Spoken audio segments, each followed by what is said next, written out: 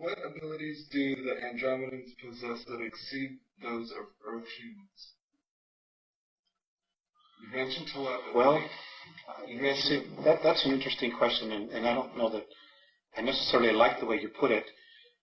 The abilities that they have are latent in everybody.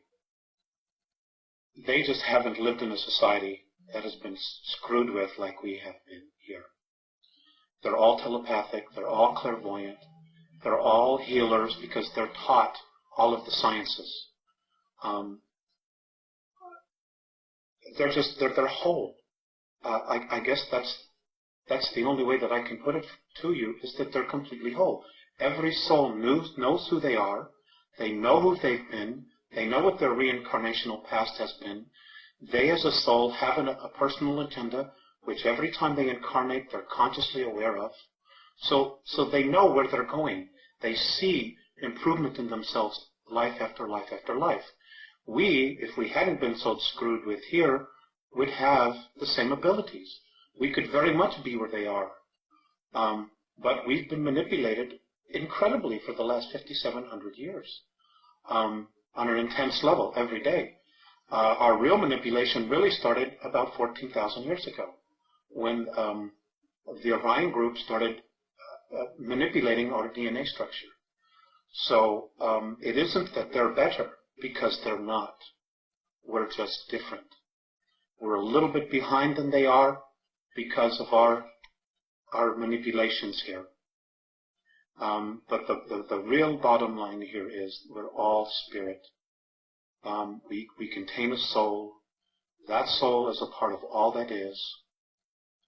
And that soul has been really trying to be recognized in each of us. And it hasn't been because of the material and the belief systems that we have evolving around us being earth people, about being physical, and about the real truths of our essence, of our existence, of who we are, having been blinded from us, from our spiritual teachings, from the religions, and us being convinced that we're something that we're not, that we're physical, that we're animal form, and we're not. We're spirit. Our spirit animates these physical forms, period.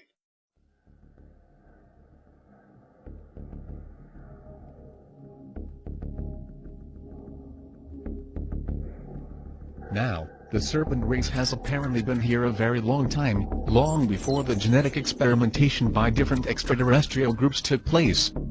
As Sitchin mentions, these genetic experiments on the planetary population had as an objective the creation of a slave labor force to work the mines, etc., because the extraterrestrials themselves would not do hard labor. Now, where have we heard of that before? Our own creation of slave labor, which emulated what the extraterrestrials had done before, to us. According to Mornay and Vassais, the first genetic melding between a human species and the primate race occurred 28,731,007 BC. That's how far back they began experimenting, and there were many prototypes. All our concepts involving language and social structures have all been introduced to us by extraterrestrials, both good and bad. Our ancestors were taught these structures. According to Mornay and Vassais, Adam and Eve were not the first man and woman at all. In fact, they were not even individuals. They were tribal races. According to Mornay, negative extraterrestrials are able to maintain control and manipulation with technology, but he also said that the single most important race as primitive as our own, is through the water supply. You have to have water. This is a prime reason that fluorides, which affect the hippocampus in the brain, are added to the water supply, to reduce resistance to tyranny. Study the psychobehavioral functions of the hippocampus. Atlantis' origin of the Illuminati philosophy. Over time, civilizations came and went, imploding in on themselves. The civilization of Atlantis was one of these. The priesthood that survived the sinking of Atlantis became known as the ones from Naga. According to Mornay, the descendants of this ancient Atlantean priesthood are known popularly as the Illuminati. We know that those philosophical concepts exist today.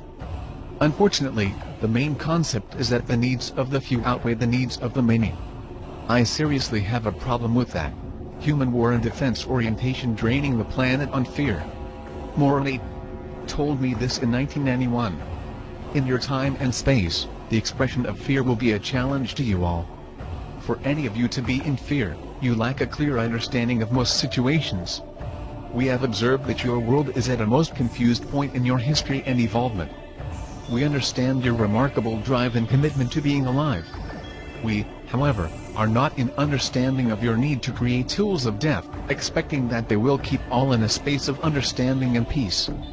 We observe that you build, create and plan in a space of fear, not in a consciousness of love, so your defense positions of institutions that create and employ, are always in a state of unraveling and disintegration.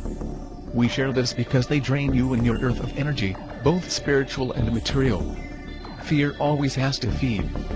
Fear does not create itself. The fear we observe is difficult to understand. It depletes you of your focus on the original intent, and is a very secretive energy. Fear withholds love. This is most saddening to see and feel. How can you share understanding and love, when so many of you are withholding from self and each other? Please feel the words we as a race are trying to express to your race. One of your original intentions in creating your physical reality is the idea of creating and learning to manipulate and express yourselves through physicality using your consciousness.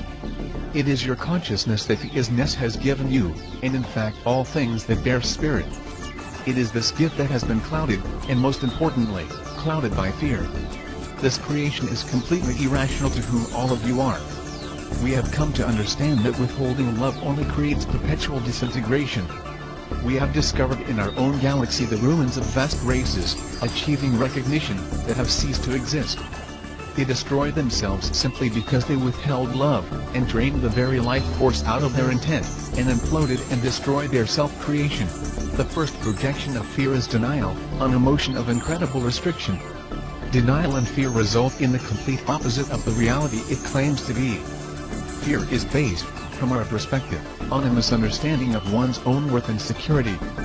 We have discussed this amongst ourselves, about your race, and we have formed a perspective based on your history. Many of your religions have helped and hurt this process. Many of your world's beliefs have many convinced they are simple creatures of nature. Your science teaches that your physical form is a pool of chemicals thrown together by accident, so that you are all an accident, living meaningless lives of chance. Val Valerian note accidental evolution is one of the foundations of Darwinian thought, upon which present-day materialist science is based. It has no actual validity. You fear a God whom a book says is a loving God who will throw you into an abyss for making a mistake. Many on your world have come to understand that in your world fear, and the idea of fear, is your enemy. All of you struggle between understanding and fear, reason and fear. This struggle is in no way predetermined. Our perception is that this struggle will either lead your world to peace and responsibility, or to extinction as a race. This would grieve us. Val Valerian note again, the concept that life is a struggle, each against all is a component of Darwinian thought, so completely integrated into our cultural science and sociology. It is a dysfunctional belief system perpetuated on the population. I would like to share something else with you. This is something by Visace create another domain of knowing, communicating and being. In other words, the domain of generating your intent needs to be more distinct. Your physics, as you call it, is a good example of this calling forth. There have been men on your planet who have called for new domains of thinking that never before existed. They invented it, and they didn't fantasize about it. They didn't pretend. They literally created a new context for what you now call your physics. Your humanity is strong with these kinds of examples. No being, however, makes the distinction that this is what they are. I would like to give you an example. Your concept of human rights was something that did not exist.